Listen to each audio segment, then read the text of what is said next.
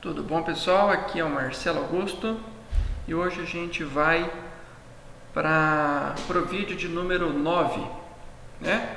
O vídeo de número 9, a gente já está no capítulo 2 do livro e esse é o segundo exemplo. Aqui, do vídeo passado, eu comecei a comentar sobre o método find all, find, só que eu não comentei com vocês uma coisa. No exemplo passado, eu usei o método chamando dessa forma: find, aí o A maiúsculo, all e os parênteses. Porém, essa é a forma antiga que ele era feito. Hoje ele é feito de uma forma um pouquinho mais pythônica, que é find, underline, all. Ambos fazem a mesma coisa, são iguaizinhos, só muda a escrita. Então, por convenção, nos próximos vídeos estarei usando find, underline, all. Agora a gente vai explicar um pouco a diferença do find all e do find, quando usar um e quando usar outro.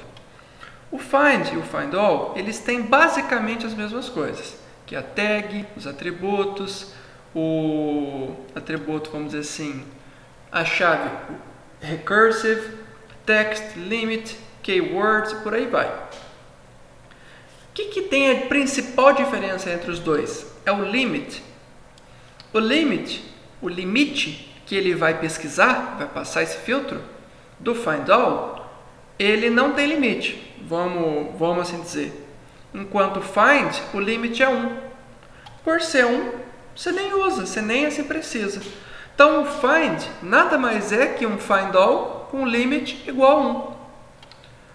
Então quando eu tenho esse limite, quando eu vou usar essa função, ele vai aplicar ela o primeiro elemento que ela encontrar. Então, quando que eu uso find? Eu uso find quando o elemento que eu quero está logo na sequência. Enquanto find é uma pesquisa mesmo, é um filtro. Eu quero que ele varra aquele arquivo e traga para mim tudo que ele encontrar.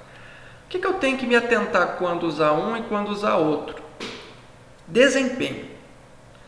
O find, se você sabe muito bem o que você vai fazer, ele apresenta um desempenho melhor, tá? Porque ele vai ser mais direto, ele vai gastar menos tempo computando aqueles dados, fazendo aquele filtro. Isso acontece por dois motivos. Primeiro, por conta do limite, e segundo, por conta do recursive. O recursive, pensa que eu vou passar um atributo, eu quero que ele pesquise lá na raiz dessa árvore. E os dados vão subindo nesse tronco e vão abrindo para os galhos e por aí vai. Se eu deixo o recursive, que por padrão é true, cada vez que ele fizer uma pesquisa, ele começa lá na base da árvore, ou onde eu especificar, e pega todo esse movimento, essa sequência que a árvore cresce. Então, se o recursive, por padrão, ficar como true, o desempenho ele cai, porque ele gasta muito mais tempo fazendo isso, então leva mais tempo. Se você pensar num projeto pequeno, isso não vai dar diferença quase nenhuma. Já num projeto grande vai. Então, quando usar recursive true e quando usar false?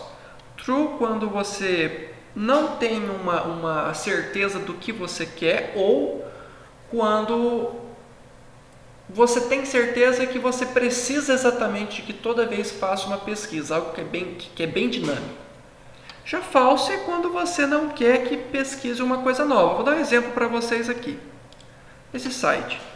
Se eu colocar recursive igual a false, na hora que ele tiver nesse elemento, copia para mim e vai para o próximo, ele não vai varrer toda essa lista.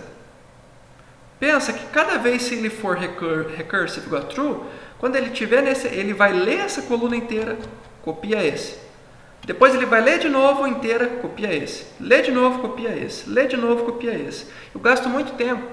Enquanto se o recursive for false, ele vai nesse, depois vai no próximo, depois vai no próximo e vai no próximo. Então eu ganho tempo com isso. O desempenho melhora. Outra coisa, keywords. Keywords nada mais é do que uma especificação maior sobre a referência de onde está a minha informação. O que eu tenho aqui? Eu tenho que vai estar no ID title, na classe text. No geral, isso é redundante, tá? Você não precisa especificar dessa forma, no geral. Agora a gente vai para a parte importante desse vídeo. Filhos e descendentes. Quando você pega um arquivo como esse, o que são filhos? Filhos são a sequência direta de uma tag. Então vamos lá. Esse div é filho do body, porque ele está logo embaixo. Só que esses outros aqui embaixo do div são descendentes do body, enquanto esses aqui são filhos desse div. Se eu navegar ainda mais, dentro desse div eu tenho um filho. Tá vendo aqui? Então, se você parar para ver bem, supondo que eu queira descendentes do body, cara, tem um monte de descendentes, tá vendo? Um monte mesmo. Então, isso é muito útil quando eu só quero os filhos dele e não toda essa sequência. Eu posso usar isso para escrever um código com um desempenho melhor, assim como posso estar usando para outras funções. Então vamos lá. A gente tem agora irmãos. Se eu disser para o código que eu quero os irmãos, se vocês olharem aqui, eu tenho como se fosse uma tabela. Imagina eu colocando umas linhas aqui, eu tenho uma tabela. Tem a tabela aí, o título, a descrição, o preço e a imagem. Se eu falar que eu quero os irmãos dessa linha, dessa tabela, ele não vai pegar essa linha e vai pegar só os que estão abaixo dela, porque eles estão no mesmo nível hierárquico. Marcelo, como é que você sabe isso? Olha aqui. A tabela está aqui, table. E o que eu tenho nela? TR, que é a primeira coluna, a primeira linha, e as próximas linhas. São todas TR. Elas são irmãos. Você está vendo? Estão no mesmo nível hierárquico, na mesma linha, e por isso são irmãos. Então, se eu falo para o Beautiful Soup, como no exemplo aqui, que eu quero os irmãos da TR da ID Gift List, olha aqui, TR da ID Gift List, ele vai pegar todos que são os irmãos dele, mas nunca ele, porque ele não pode ser irmão dele mesmo. Entendeu? Então, eu vou dar um exemplo para vocês. Vamos executar a situação dos irmãos aqui. Eu quero que vai aparecer, olha, o nome, a descrição, o preço e a imagem. Nome, a descrição, o preço e a imagem, por aí vai. Agora, se eu pegar o caso dos filhos, eu quero os filhos da table e the gift. Mesma coisa. Ele vai pegar para mim.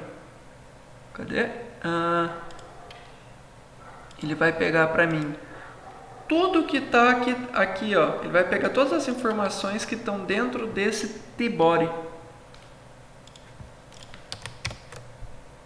Então, ele vai pegar essa tabela e vai pegar todas as informações dentro. Quando que eu uso um e quando que eu uso o outro? Se eu quero pegar algo que tem uma imagem, visualmente assim, uma estrutura de uma tabela, é muito interessante eu estar usando os irmãos. Enquanto, às vezes, se eu quiser fazer uma pesquisa, algo mais simples, eu posso estar pegando os filhos, né? Isso, quando que eu uso isso, é para dar eficiência, otimização a esse meu código, porque eu estou delimitando o espaço que esse find ou que o find all estaria percorrendo. Bom, pessoal, esse é o vídeo de número 9. Espero que vocês tenham aprendido mais uma coisa sobre Beautiful Soup.